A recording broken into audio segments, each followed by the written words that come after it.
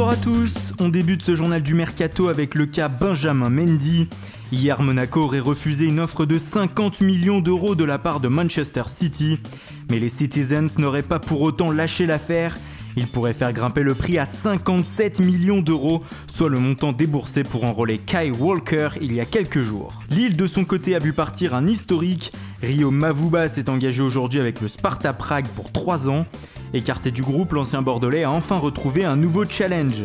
Dans le sens des arrivées, les Lillois veulent continuer leur moisson. 10 recrues sont déjà arrivées, mais une 11e pourrait rejoindre le Nord.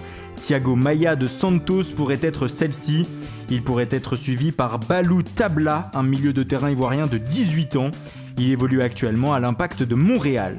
À l'étranger, le mercato du FC Barcelone tourne au cauchemar. Les Catalans voulaient frapper fort dès le mois de juin en tentant de faire venir Marco Verratti. Mais finalement, la tendance ne semble pas à un départ du milieu de terrain italien. Il devrait rester au Paris Saint-Germain la saison prochaine. Même chose sur le dossier Hector Bellerin. Les Blaugrana ont fait durant des semaines le forcing auprès d'Arsenal pour leur latéral droit, mais ils ont dû finalement se résoudre à prendre un second couteau en la personne de Nelson Semedo. La piste Paulinho a aussi pris du plomb dans l'aile, et aux dernières informations, le Brésilien ne devrait rallier la Catalogne qu'au mois de janvier prochain. La situation pourrait même tourner au vinaigre pour le FC Barcelone.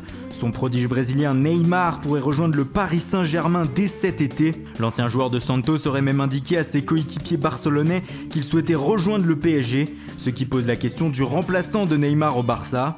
Les Blaugrana auraient plusieurs pistes, de Ousmane Dembélé à Paulo Dybala en passant par Philippe Coutinho sur lequel les Catalans voudraient mettre 80 millions d'euros.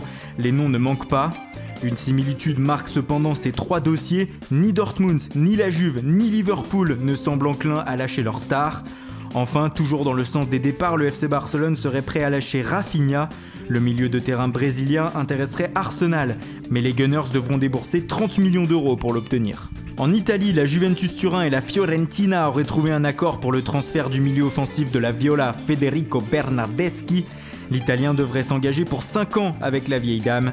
Les Turinois pourraient débourser 40 millions d'euros. En Angleterre, on s'apprête à voir le retour de Chicharito Hernandez.